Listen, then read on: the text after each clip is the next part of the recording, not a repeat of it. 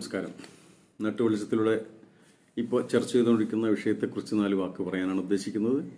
വേണ്ടാന്ന് വിചാരിച്ചാണ്, കാരണം എല്ലാ ഭാഗങ്ങളിലും അതിൻ്റെ ചർച്ച സിനിമയെക്കുറിച്ച് വല്ലാതെ ആഘോഷിച്ചുകൊണ്ടിരിക്കുക. നമ്മൾ തന്നെയാണ് അവരെ വളർത്തി വലുതാക്കിയത്. ആരെ? സിനിമാക്കാരെ. ഒരു ചെറിയ സിനിമ വരുമ്പോഴേക്ക് അതിൽ നല്ലതാണെങ്കിൽ പിന്നെ നമ്മൾ മീഡിയാസും അല്ലെങ്കിൽ നമ്മൾ ഓരോ ആളുകൾ ഫാൻസ് അസോസിയേഷൻ കാര്യങ്ങളായിട്ട് വ്യക്തി ആരാധനയിലേയും വരും. എന്നെ സംബന്ധിച്ച് ഞാനിത് പറയാൻ കാരണം വ്യക്തി ആരാധനയിൽ വിശ്വസിക്കാത്ത ഒരാളാണ് ഞാൻ. അവരുടെ അഭിനയത്തെ തീർച്ചയായിട്ടും അംഗീകരിക്കുകയും ആ നിമിഷങ്ങളിൽ അവർക്ക് വേണ്ടി സപ്പോർട്ട് ചെയ്യുകയും ചെയ്യുമ്പോൾ തന്നെ അതിൻ്റെ പിന്നാലെ പോയിട്ട് തേനും പാലും ഒഴിക്കാനും പൂമാലിട്ട് കൊടുക്കാനും ചെണ്ട കൊട്ടാനും പോകാറില്ല. വ്യക്തി ആരാധനയ്ക്ക് അതീതമായിട്ടുള്ള അവരുടെ ആക്ഷന് മാത്രം പ്രാധാന്യം കൊടുക്കുന്ന ഒരു രീതിയാണ്. ഞാൻ പറഞ്ഞു വന്ന എന്നർത്ഥം, അത്തരത്തിലുള്ള താരാരാധനയിലൂടെ നമ്മളാണ് അവരെ വളർത്തിക്കൊണ്ടുവന്നത്. തീർച്ചയായിട്ടും ഇപ്പോൾ നമ്മൾ തന്നെയാണ് അവരെ ഇകഴ്ത്തി പറയുന്നത്. ആലോചിച്ച് നോക്കണം. ഒരു സംഗതി ചാൻസ് കിട്ടുമ്പോഴേക്ക് ഇത് 4 ദിവസം കൊണ്ട് കഴിയും എന്നുള്ളൊരു ചിന്ത പോലും ഇല്ലാതെ എത്ര ആളുകളാണ് അറിയോ ഇത്തരത്തിലുള്ള നടീനടന്മാരെ കുറിച്ച് അറിഞ്ഞതും അറിയാത്തതും ഒക്കെ പറയുന്നത്. തീർച്ചയായിട്ടും അവർ തെറ്റിയതിൽ ശിക്ഷകൾ അനുഭവിച്ചോട്ടെ. തീർച്ചയായും ഒരു പെണ്ണിന്റെ പെർമിഷൻ ഇല്ലാതെ അവരുടെ ശരീരത്തിൽ കൈവയ്ക്കുകയാണെങ്കിൽ ഉറപ്പായിട്ടും അത് പണിഷബിളാണ്. അതിൻ്റെതായിട്ടുള്ള വഴികളുണ്ട് തീർച്ചയായിട്ടും. അപ്പോൾ അത് കണ്ടെത്തുകയും ആ നിയമത്തിൻ്റെ വഴിയിലൂടെ അവരുടെ കംപ്ലൈൻറ്റും കാര്യങ്ങളൊക്കെ കിട്ടുകയും അതിനെ നിയമത്തിൻ്റെ വഴിയിലൂടെ ശിക്ഷിക്കപ്പെടുകയും ചെയ്യട്ടെ. ഇതിപ്പോൾ നമ്മൾ ആഘോഷിച്ചുകൊണ്ടിരിക്കും. എന്തായാലും 4 ദിവസം കഴിഞ്ഞ് അവസാനിക്കും, അതിന് സംശയം. ഇപ്പം മറ്റൊരു പ്രശ്നം കിട്ടാത്തതുകൊണ്ടാണ്. ഇതിനു മുമ്പ് ദാരുണമായ 2 സംഭവങ്ങളാണ് നമ്മൾ ഇവിടെ മാധ്യമങ്ങളിലൂടെ വായിച്ചറിഞ്ഞത്. അതിനെ വളരെയധികം കൂടുതൽ ദിവസങ്ങളിൽ നമ്മളതിനെ കണ്ടു കേട്ടു. അതിനെക്കുറിച്ച് കൂടുതൽ പറയുന്നില്ല. ഷിരൂരിലെയും വയനാട്ടിലെയും സംഭവങ്ങൾ. ഇവിടെ ഈ ഒരു വിഷയത്തിൽ, സിനിമാ വിഷയത്തിൽ എനിക്ക് പറയാനുള്ള വിഷയം മറ്റൊന്നുമല്ല. ലൈംഗിക ചൂഷണം നടത്തിയ ജസ്റ്റിസ് ഹേമ കമ്മിറ്റി റിപ്പോർട്ടിൽ പറയുന്നത് പെൺകുട്ടികൾക്ക് നേരെയുള്ള, പ്രായപൂർത്തിയാകാത്തവരടക്കമുള്ള പെൺകുട്ടികൾക്ക് നേരെയുള്ള ലൈംഗിക ചൂഷണം നടത്തി, വാതിലിൽ മുട്ടൽ നടത്തി. അതുപോലെ തന്നെ ചെറുപ്പക്കാരായിട്ടുള്ള നടന്മാർ ലഹരിക്ക് അടിമകളാണ്. മെയിൻ നടിമാരൊഴിച്ച് ബാക്കി പലർക്കും മൂത്രമൊഴിക്കാൻ പോലും സൗകര്യങ്ങളില്ലാത്ത സ്ഥലങ്ങളിലാണ്. അങ്ങനെ പലതരത്തിലുള്ള ആരോപണങ്ങളാണ് അതിൽ ഉന്നയിച്ചിട്ടുള്ളത്. തീർച്ചയായിട്ടും അതിനെ സംബന്ധിച്ചാണ് പഠിച്ചിട്ടുള്ളതും സംസാരിച്ചിട്ടുള്ളതൊക്കെ അവർ ബഹുമാനപ്പെട്ട ജസ്റ്റിസ് അങ്ങനെയാണ് ചെയ്തിട്ടുള്ളത്. അതിനെ സംബന്ധിച്ച് ആദ്യം ഒരു കലാപം ഉണ്ടായത്, ഇവിടെ പ്രശ്നം ഉണ്ടായത്, അതിൽ ഭരണകക്ഷിക്ക് നേരെ ഉപയോഗിക്കാനുള്ള ആയുധമായിട്ടെടുത്തു. ഡിലേ വരുത്തി, അത് പൂഴ്ത്തിവെച്ചു എന്നൊക്കെ പറഞ്ഞിട്ട് നമുക്ക് അതിൽ നിന്ന് തുടങ്ങാം. ആ പൂഴ്ത്തിവെക്കുന്നതിനെ സംബന്ധിച്ച് ബഹുമാനപ്പെട്ട മുഖ്യമന്ത്രി കൃത്യമായ മറുപടി കൊടുത്തുകൊണ്ട് ആ വീഡിയോ ആണ് ഞാനിപ്പോൾ ആദ്യം പ്രദർശിപ്പിക്കാൻ ഉദ്ദേശിക്കുന്നത്. ഇതിലാദ്യത്തെ പ്രശ്നം ഇത് പൂഴ്ത്തിയോ എന്നുള്ളതാണ്. ഇതിൽ ഒരു പൂഴ്ത്തലും ഉണ്ടായിട്ടില്ല. ഇപ്പോൾ ഹേമ കമ്മിറ്റി റിപ്പോർട്ടിൽ പലരുടെയും സ്വകാര്യതയെ ബാധിക്കുന്ന പരാമർശങ്ങളുണ്ട്. അതുകൊണ്ട് തന്നെ ഇത് പുറത്തുവിടാൻ പാടില്ല എന്ന് ആവശ്യപ്പെട്ടുകൊണ്ട് ജസ്റ്റിസ് ഹേമ തന്നെ 2020 ഫെബ്രുവരി 19 സർക്കാരിന് കത്ത് നൽകിയിരുന്നു. ഇവിടെ തങ്ങളുടെ കമ്മിറ്റി മുൻപാകെ സിനിമാ മേഖലയിലെ ചില വനിതകൾ നടത്തിയത് തികച്ചും രഹസ്യാത്മകമായ വെളിപ്പെടുത്തലുകളാണ്. ആയതിനാൽ യാതൊരു കാരണവശാലും താനടങ്ങുന്ന കമ്മിറ്റി തയ്യാറാക്കിയ റിപ്പോർട്ട് പുറത്തുവിടാൻ പാടില്ല എന്ന് ജസ്റ്റിസ് ഹേമ കത്തിൽ ആവർത്തിച്ച് ആവശ്യപ്പെട്ടിരുന്നു. അവരുടെ കത്തിലെ പ്രധാന ഭാഗം ഞാൻ ഉദ്ധരിക്കാം. We have been following the principles laid down by the Supreme Court in various decisions. In keeping the matter extra confidential, it would also take the liberty to alert you to follow these principles before parting with the report to anybody in a routine manner. ഇതാണ് അവർ അയച്ച കത്തിൽ പറയുന്നത്. ഇനി എനിക്ക് പറയാനുള്ളത്, ഈ cinema മേഖലയിൽ, അതും കേരളത്തിലെ മലയാള സിനിമാ മേഖലയിൽ മാത്രമായിട്ട് ഒതുങ്ങി നിൽക്കുന്ന ഒരു വിഷയമായിട്ടാണ് ഇതിൽ പലരും കാണുന്നത്. നമ്മുടെ ചർച്ചകൾ കാണുമ്പോൾ ഒന്ന് ആലോചിച്ച് നോക്കൂ. ഹിന്ദി സിനിമയുടെയൊക്കെ അവസ്ഥ, അല്ലെങ്കിൽ മറ്റു ഭാഷാ സിനിമകളുടെ അവസ്ഥ, എവിടെയാണ് ഇതില്ലാത്തത്? എല്ലാ സ്ഥലങ്ങളും. ഇനി പോട്ടെ, ഈ സ്ത്രീകൾക്ക് നേരെയുള്ള ചൂഷണങ്ങൾക്കെതിരെ ലോക വനിതാ ദിനം ആചരിക്കാൻ തുടങ്ങിയിട്ട് 1970 മറ്റോ ആചരിക്കാൻ തുടങ്ങി. എന്നിട്ട് ഇവിടെ മാറ്റമുണ്ട്. അപ്പോഴും നമ്മൾ വളർത്തിക്കൊണ്ടുവരുന്ന പെൺകുട്ടികൾ പോലും അവർക്ക് ഒരു സ്റ്റെബിലിറ്റി ഇല്ലാത്ത, ബോൾഡ് അല്ലാത്ത രീതിയിലേക്കുള്ള എന്നാൽ ഇപ്പോഴത്തെ പെൺകുട്ടികൾ ബോൾഡാകാൻ വേണ്ടി എന്തൊക്കെയാണ് വിഡ്ഢിത്തരങ്ങൾ കാണിക്കുന്നത്, അതും പറയേണ്ട കാര്യമില്ല. അത് എന്തൊക്കെയാണ് അതിനെക്കുറിച്ച് വിഷയം മാറിപ്പോകും. അതുകൊണ്ട് ഞാൻ അതിനെക്കുറിച്ച് പറയാൻ ഉദ്ദേശിക്കുന്നില്ല. ഇപ്പോൾ സിനിമയെക്കുറിച്ച് മാത്രമേ ഞാൻ പറഞ്ഞ, സിനിമയിൽ മാത്രമേ ഉള്ളൂ ഇത്തരത്തിലുള്ള ഈ ചൂഷണങ്ങളും അതല്ലെങ്കിൽ ഇത്തരത്തിലുള്ള വിഷയങ്ങളൊക്കെ. രാഷ്ട്രീയ മേഖലകളിലില്ലേ? രാഷ്ട്രീയ മേഖലകളിലെ ഔദ്യോഗികമായ തലങ്ങളിലില്ലേ? ഔദ്യോഗിക തലങ്ങളിൽ ഏതെല്ലാം ഭാഗങ്ങളുണ്ട്? പല തലങ്ങളിലും പല തരത്തിലുള്ളതല്ലേ? ഒഫീഷ്യൽ സ്റ്റാറ്റസ് ഉള്ള സ്ഥലങ്ങളിലില്ലേ? അതുപോലെ തന്നെ സാംസ്കാരിക തലങ്ങളിലില്ലേ? സാഹിത്യ തലങ്ങളിലില്ലേ? എന്തിനധികം സാഹിത്യ തലങ്ങളിൽ പലതരത്തിലുള്ള ചൂഷണങ്ങൾ നടക്കുന്നില്ലേ? ഉണ്ടല്ലോ. അപ്പോൾ ഇതെല്ലാ ഭാഗത്തും ഉള്ളതാണ്. ഹോട്ടൽ ഫീൽഡിലില്ലേ? റിസോർട്ട് ഫീൽഡിലില്ലേ? റിസോർട്ടുകളുടെ ഫീൽഡിൽ എന്തിനധികം പാവപ്പെട്ട പെൺകുട്ടികൾ ഇവിടെ ജോലിക്ക് നിൽക്കുന്ന ടെക്സ്റ്റൈൽസിൻ്റെ വലിയ വലിയ സ്ഥാപനങ്ങളിൽ പോലും ഉണ്ടാകാനിടയുള്ള ചൂഷണങ്ങളാണിത്. ഇവിടെ മാത്രമല്ല എന്ന് ഞാൻ പറഞ്ഞതിൻ്റെ അർത്ഥം. ഇവിടെ ഇത്തരത്തിലുള്ള ആരോപണങ്ങൾ ഉന്നയിക്കുമ്പോൾ നമ്മൾ ശ്രദ്ധിക്കേണ്ടത് ആർക്കെതിരെയാണോ ആരോപണം ഉന്നയിക്കുന്നതല്ല വിഷയം, ആരാണ് ഉന്നയിക്കുന്നതെന്ന് നോക്കുകയും അവരുടെ വ്യക്തിത്വത്തെ അവർ തന്നെ സൂക്ഷിക്കാൻ വേണ്ടി ശ്രമിക്കുകയും ചെയ്ത പ്രശ്നം കഴിഞ്ഞേ. ഇതാണ് നമ്മൾ ചെയ്യാത്തതും, അതാണ് വിഷയം. ഇപ്പോൾ നോക്കൂ, പിന്നെ അടുത്തൊരു ഇപ്പോൾ ഈ വിഷയം വന്നപ്പോൾ ചർച്ചയ്ക്ക് വന്നിട്ടുള്ള വിഷയമാണ് 15 ക്രിമിനൽ സംഘത്തിൻ്റെ, അധോലോക സംഘത്തിൻ്റെ, മാഫിയ സംഘത്തിൻ്റെ നിയന്ത്രണത്തിലാണെന്നൊക്കെ പറഞ്ഞത്. ഞാൻ അതിനെ ന്യായീകരിക്കണമെന്നില്ല. പക്ഷേ നമ്മുടെ സാമൂഹ്യ തലങ്ങളെ ഒന്ന് പരിശോധിച്ച് നോക്കിക്കഴിഞ്ഞാൽ ഏത് സ്ഥലത്താണ്, ഏത് സംഘടനയുടെ പിന്നെ ഭരണക്രമത്തിലാണ് ഇത്തരത്തിലുള്ള അംഗങ്ങളില്ലാതിരിക്കുന്നത്? ആലോചിച്ച് നോക്കൂ. രാഷ്ട്രീയ തലങ്ങളിൽ ഒരു താഴെത്തട്ടിൽ നിന്ന് നോക്കിക്കോളൂ. ആരാണോ അവിടുത്തെ നേതാവ്, എല്ലാ രാഷ്ട്രീയ പാർട്ടികളും പറയും, ആരാണോ അവിടുത്തെ നേതാവ്, ആ നേതാവും അയാളെ പിൻപറ്റുന്ന, അയാളിൽ നിന്ന് ലാഭം മോഹിക്കുന്ന, അല്ലെങ്കിൽ അവർക്ക് അവരുടെ അധികാരമോഹമുള്ള ഒരു 3-4 ആൾക്കാരാകുന്ന ഉപജാപക സംഘങ്ങളല്ലേ നിയന്ത്രിക്കുക? അത് ജില്ലാതലത്തിലേക്കും സംസ്ഥാന തലത്തിലേക്കും എല്ലാ രാഷ്ട്രീയ പാർട്ടികളിലേക്ക് എത്തുമ്പോൾ അവരല്ലേ നിയന്ത്രിച്ചുകൊണ്ടിരിക്കുന്നത്. അതിന് മാഫിയ സംഘം എന്ന് പറയാൻ പറ്റും. അത് ഇത് സിനിമയിലുണ്ട്. ഞാൻ വീണ്ടും പറഞ്ഞ് ന്യായീകരിക്കാനല്ല പറയണതേ. എല്ലാ തലങ്ങളിലും, രാഷ്ട്രീയ തലങ്ങളിലായിക്കോട്ടെ, ഇനിയിപ്പോൾ ഔദ്യോഗിക തലങ്ങളിലായിക്കോട്ടെ, അങ്ങനെ കുറച്ച് ആൾക്കാർ തീരുമാനിക്കും, അതങ്ങനെ നടപ്പാക്കും. അല്ല ജനാധിപത്യമായ രീതിയിൽ ഒരു 200 അംഗങ്ങളുള്ള ഒരു സംഘടനയാണെന്ന് വെക്കുക. 200 ആളെയും എല്ലാ കാര്യങ്ങളും എല്ലായ്പ്പോഴും എല്ലാ സമയത്തും അറിയിച്ചിട്ടാണോ കാര്യങ്ങളൊക്കെ തീരുമാനിക്കുന്നത്? എനിക്ക് തോന്നുന്നില്ല. എൻ്റെ അനുഭവത്തിൽ അങ്ങനെയൊന്നുമില്ല. ഇനി അതിൻ്റെ ഇടയിൽ പോയിട്ട് നമ്മൾ ഏതെങ്കിലും ശരിയെക്കുറിച്ച് അവർ ചെയ്ത നടപടികൾ തെറ്റാണെന്ന് സൂചിപ്പിക്കാനൊന്ന് പോയി നോക്കും, അപ്പോൾ കാണും. അപ്പോഴാണ് അതിൻ്റെ ആ ഉപജാപ സംഘത്തിൻ്റെയും അതിൽ 15 സംഘത്തിന് പകരം മറ്റുള്ള സംഘങ്ങളുടെയൊക്കെ വിവരം നമുക്ക് അറിയാൻ പറ്റുള്ളൂ. പിന്നെ ആ ഭാഗത്തേക്ക് അടുപ്പിക്കുമോ നമ്മൾ? ആരെങ്കിലും സത്യം പറയാൻ പോയി കഴിഞ്ഞാൽ ഈ കാലഘട്ടത്തിന് പ്രത്യേകതയാണതേ. അതുകൊണ്ട് എല്ലാ തലങ്ങളിലുണ്ട്. അതിനെ കൊട്ടിഘോഷിക്കാൻ മാത്രമല്ല, എല്ലാ തലങ്ങളിലും നിങ്ങളൊക്കെ ഓരോ ആളുകൾ പ്രവർത്തിയെടുക്കുന്ന ആ സംഘടനകളിൽ അല്ലെങ്കിൽ സേവിക്കുന്ന സംഘടനകളിൽ നിങ്ങൾക്ക് പലരും നിങ്ങൾക്ക് അറിയാത്ത വിഷയങ്ങൾ നിങ്ങളുടെ നേതാക്കന്മാർ തീരുമാനിക്കില്ലേ? ആ സംഘം എന്ന് പറഞ്ഞാൽ തീരുമാനിക്കില്ലേ? അപ്പോൾ ഇതൊക്കെ വലിയ കാര്യമായിട്ടൊന്നും എടുക്കേണ്ട കാര്യമൊന്നുമില്ല എൻ്റെ അഭിപ്രായം. ഇത് വന്ന പുതുക്കത്തിലേ, ഈ റിപ്പോർട്ട് പുറത്തു വന്ന ആ ദിവസങ്ങളിൽ നമ്മുടെ സോഷ്യൽ മീഡിയയിൽ മഹാവീരന്മാർ കാര്യം ചെയ്തിട്ടുണ്ടായിരുന്നു. ഈ 15 സംഘം എന്നൊക്കെ പറഞ്ഞപ്പോൾ അവർക്ക് ഇഷ്ടമുള്ള ആൾക്കാരെ വെച്ചുകൊണ്ട് അവർ കഥകൾ മെനയാൻ തുടങ്ങിയത്. മമ്മൂട്ടിയുടെ ഒരു ഗ്രൂപ്പ് അയാളെ രക്ഷിച്ചിട്ടും അയാളെ കുറ്റം പറഞ്ഞിട്ടും, മമ്മൂട്ടിക്കെതിരെയും അനുകൂലമായിട്ടും, മോഹൻലാലിനെ സംബന്ധിച്ചും അത്തരത്തിലെതിരായിട്ടും കുറ്റം പറഞ്ഞിട്ടും, അങ്ങനെ പലതരത്തിലുള്ള സിനിമയിലുള്ള പലതരത്തിലുള്ള വ്യാഖ്യാനങ്ങൾ നമ്മുടെ സോഷ്യൽ മീഡിയ ആളുകൾ പറഞ്ഞിട്ടുണ്ടായിരുന്നു. അപ്പോൾ അത്തരത്തിൽ സോഷ്യൽ മീഡിയയിലുള്ള ആളുകളുടെ സ്വന്തമായിട്ട് വരുന്ന ഭാവനകളിൽ നിന്ന് ഉരുത്തിരിഞ്ഞുകൊണ്ട് നമ്മുടെ നടീനടന്മാരെ നല്ലതാക്കാനും മോശമാക്കാനും കുറേ ആളുകൾ ശ്രമം നടത്തുന്നത്. എന്തൊരു വിവരക്കടന്നറിയോ നമ്മുടെ സോഷ്യൽ മീഡിയയിൽ പലരും ചെയ്യുന്നത്? അവർക്ക് ലൈക്കും ഷെയറും ഒക്കെ ഈ വരുമാനത്തിന് ഉദ്ദേശിച്ചുകൊണ്ട് നമ്മുടെ മൂല്യ തകർച്ചയിലൂടെ പഴിയിലൂടെ സഞ്ചരിക്കുന്ന കുറേ ആളുകളുണ്ട്. അത് മഹാമോശം എന്തായാലും, അതൊക്കെ ഭയങ്കര കഷ്ടം. അപ്പം അങ്ങനെയും ഉണ്ടായിരുന്നു. പിന്നെ മറ്റൊന്നെന്താ വെച്ചാൽ എല്ലാ മേഖലയിലും സ്ത്രീകൾക്ക് അനുകൂലമായിട്ട് പിന്നെ വലിയ വലിയ വാചാടോപ്പം നടത്തുന്ന വലിയ മഹാന്മാരുണ്ടാവും നമ്മുടെ ഇടയിൽ.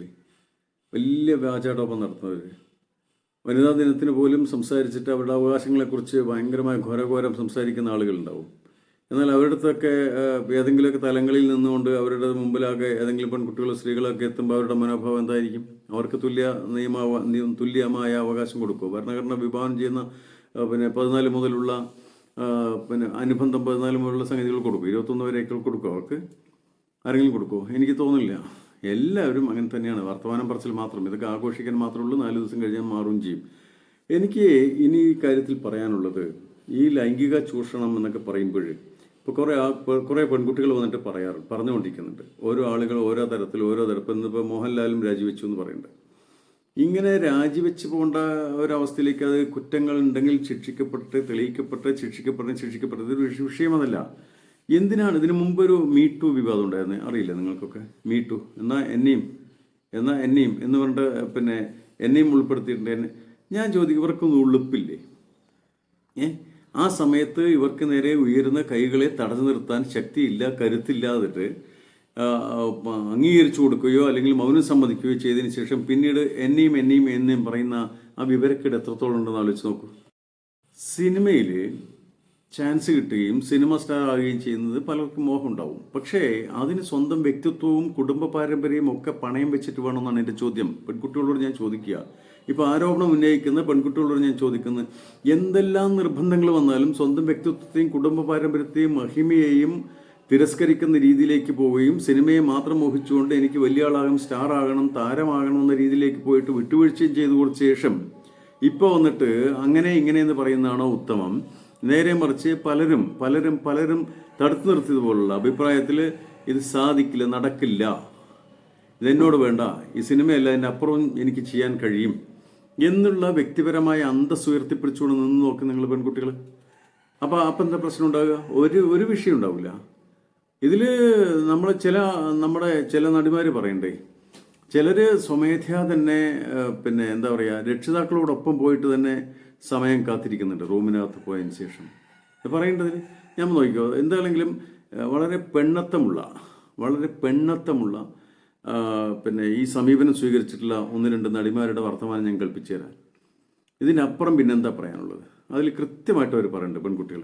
നിഷ നമ്മുടെ ഉപ്പുമുളകിലെ ആ മാഡം പോകുന്നതിലുള്ള കുറേ ആളുകൾ അതിനകത്ത് കൃത്യമായിട്ട് പറയുന്നുണ്ട്, ഒരു കാരണവശാലും സ്വന്തം സമ്മതം ഇല്ലാതെ ആര് തൊടാനാണ് നീ?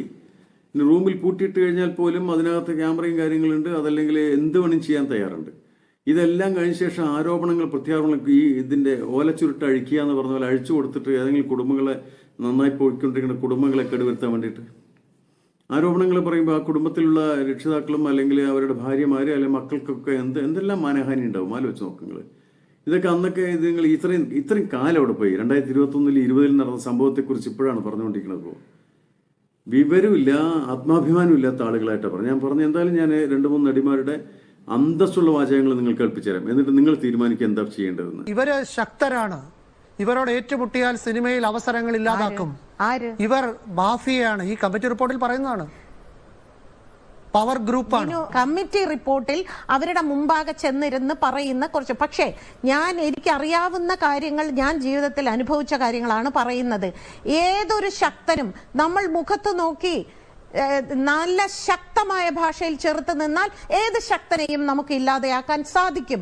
അല്ലെങ്കിൽ എനിക്ക് വേണ്ട, ഞാൻ ഈ സിനിമ വിട്ടു പോകുന്നു എന്ന് പറയുമ്പോൾ ആരും ഇവിടെ അവരെ കൊല്ലില്ല, ആരും ഇവിടെ അവരെ ബലാത്സംഗം ചെയ്യില്ല, ആരും ഇവിടെ ഒന്നും ചെയ്യില്ല. നേരത്തെ പറഞ്ഞു, മുറി തട്ടിയിട്ട് തുറന്നില്ലെങ്കിൽ ചവിട്ടി പൊളിച്ച് അകത്ത് വരുമെന്ന്.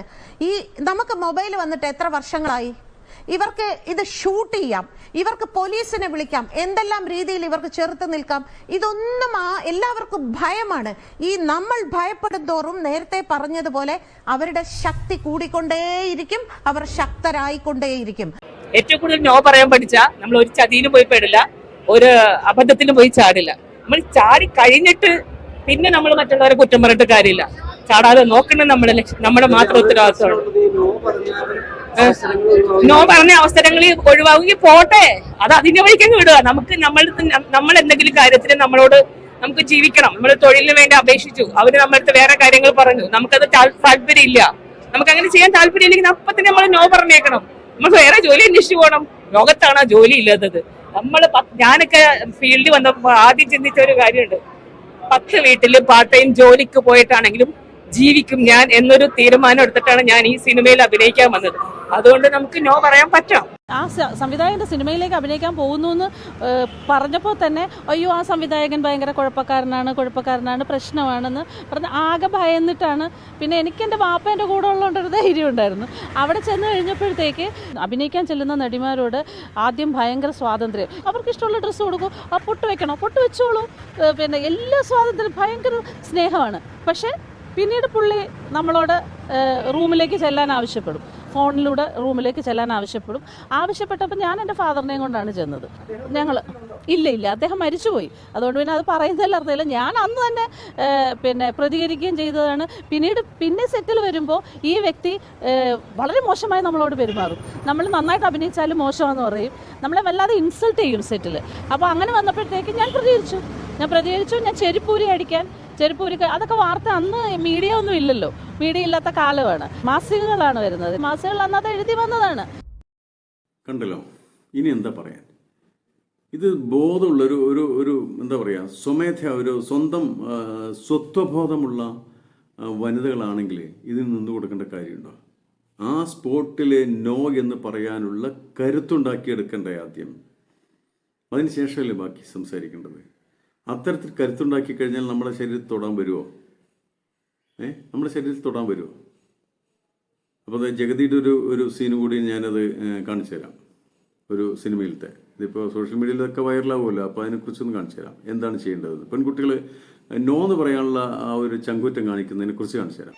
ഞാൻ സെറ്റപ്പ് ചെയ്ത് തരാം. നമസ്കാരം സാർ. വണക്കം.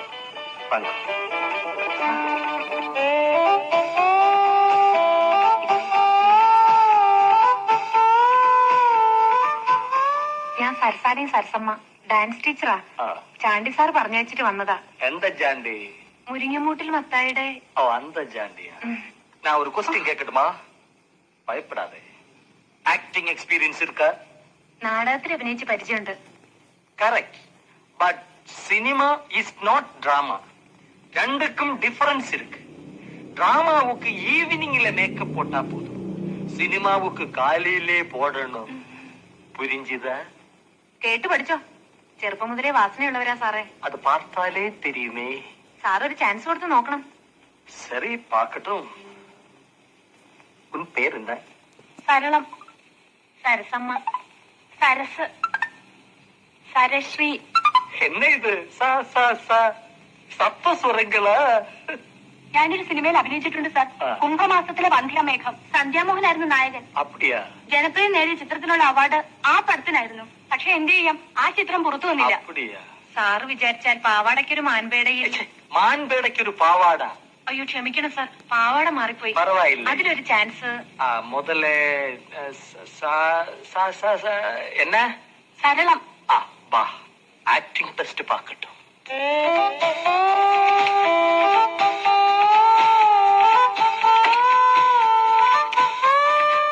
பெட்ரூம் சீன் தெரியுமா?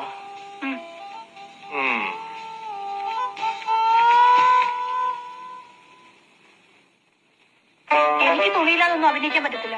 പിന്നെ എന്തിനാ ഇങ്ങോട്ട് തെറ്റിയൊരിഞ്ഞ് വന്നത്? ചേച്ചി പറഞ്ഞതുകൊണ്ട്.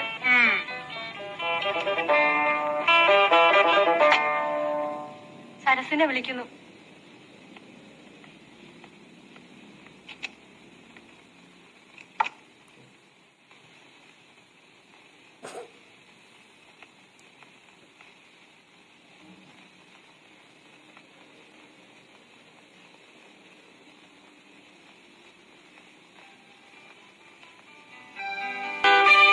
ഒരുപാട് ഡയലോഗ് ഉണ്ടായിരുന്നു. ഡയലോഗേ ഇല്ലായിരുന്നു. ചാൻസ് ഉറപ്പാ. ഊട്ടിதான் ലൊക്കേഷൻ. ഉൻ പേരെന്താ? സരശ്രീ. ഉനക്ക് ഹീറോയിൻ ആകണമാ? എനിക്ക് വലിയ ആഗ്രഹമാ സാറേ. ഈ രീതിയിൽ എനിക്ക് ചാൻസ് വേണ്ട. അതുക്കെന്താ?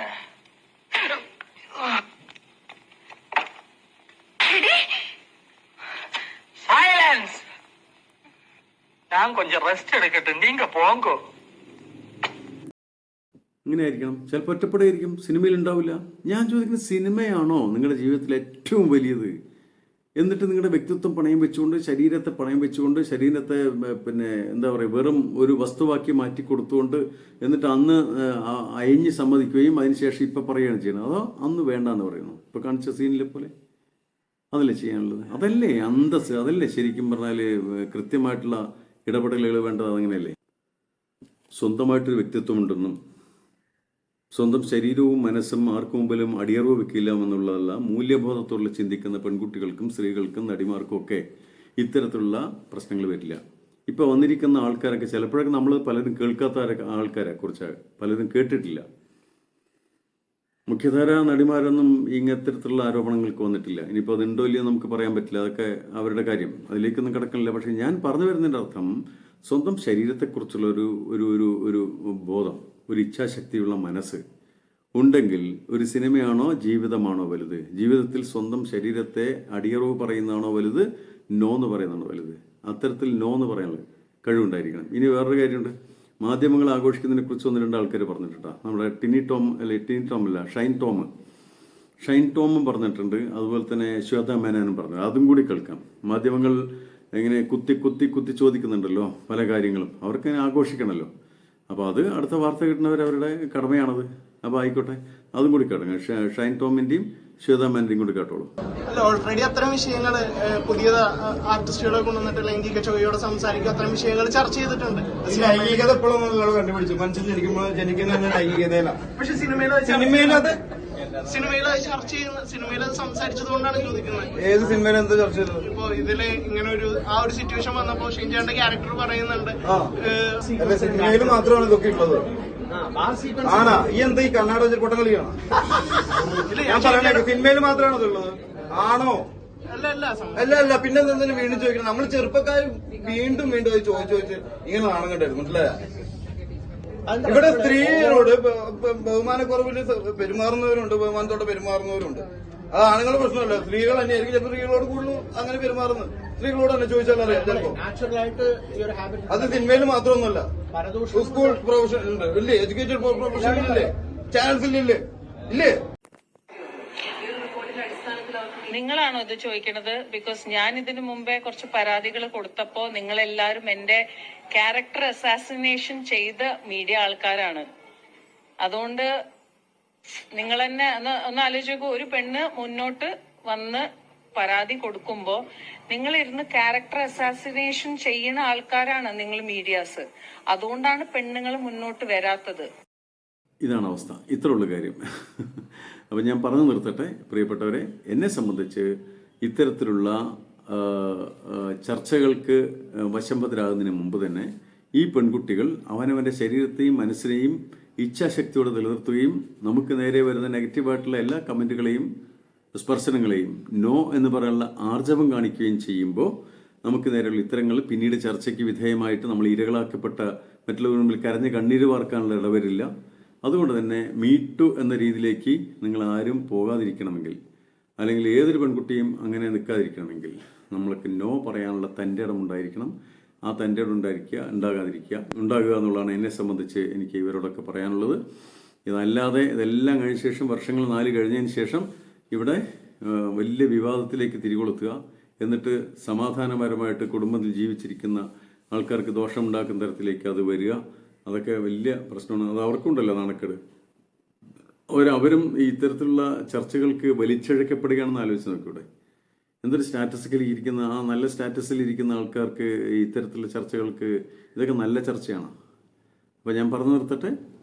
കൃത്യമായിട്ട് താരാരാധനയ്ക്ക് അപ്പുറമുള്ള ആക്ഷൻ മാത്രം പ്രാധാന്യം കൊടുക്കുക, അല്ലെങ്കിൽ അവരുടെ അഭിനയത്തിന് മാത്രം പ്രാധാന്യം കൊടുക്കുക പ്രിയപ്പെട്ടവർ. അതിൻ്റെ അപ്പുറത്തേക്ക് അവരെ കാണാൻ ജനത്തിരക്ക് കൂട്ടേണ്ട കാര്യമൊന്നുമില്ല. നിങ്ങൾ വെള്ളിത്തിരയിൽ കാണുന്ന ആൾക്കാരായിരിക്കും അവിടെയും അവർ പിന്നാലെ പോയിട്ട് എന്തൊക്കെയോ ആണെന്ന് വിചാരിച്ച് നിൽക്കാതിരിക്കുകയാണ് എൻ്റെ അഭിപ്രായം. മറ്റൊന്ന്, ഇത്തരത്തിൽ വരാതിരിക്കാൻ വേണ്ടി നോ എന്ന് പറയാനുള്ള ആർജവം ഉണ്ടാക്കിയിരിക്കുക എന്നുള്ളതാണ്. ഇത്തരത്തിലുള്ള വിഷയങ്ങൾ, മൂല്യവത്തായ കാര്യങ്ങളെ കൊണ്ടു നടക്കുകയാണെങ്കിൽ ഇത്തരം ചർച്ചകൾ ഭാവിയിൽ ഒഴിവാക്കാം. ഇത് ദിവസങ്ങൾക്കകം തീരും, സംശയമൊന്നുമില്ല. ഇത് വീണ്ടും ഭൂമിയുള്ള കാലത്തോളം തുടരുമെന്ന കാര്യത്തിൽ സംശയമില്ല. പക്ഷേ സൂക്ഷിക്കേണ്ടത് നമ്മൾ തന്നെയാണ്. അവനവൻ്റെ വ്യക്തിത്വം സംരക്ഷിക്കുന്നതോടൊപ്പം തന്നെ അന്തസ്സ് സംരക്ഷിക്കുമ്പോൾ തന്നെ ഇച്ഛാശക്തിയുള്ള മനസ്സും കൂടി സംരക്ഷിച്ചു കഴിഞ്ഞാൽ ഇത്തരം ചർച്ചകളിൽ നിങ്ങൾ ഇരകളാകപ്പെടില്ല.